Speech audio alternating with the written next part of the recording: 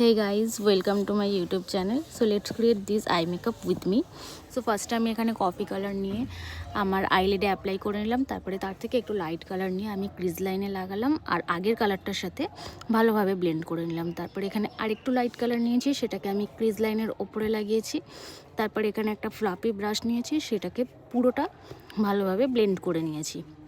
And then এখানে আমি একটা কাজল নিয়েছি, কাজলটাকে ভালোভাবে অ্যাপ্লাই করে নিয়েছি হালকা সরু লাইনারের মতো করে। অ্যান্ড দেন ব্ল্যাক আইশ্যাডো দিয়ে কাজলটাকে ব্লেন্ড করে নিয়েছি।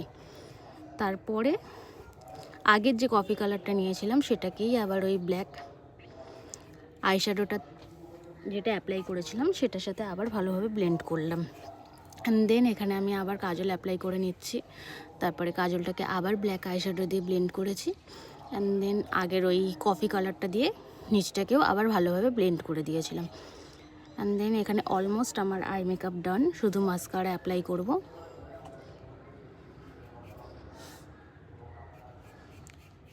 And hair is my final look.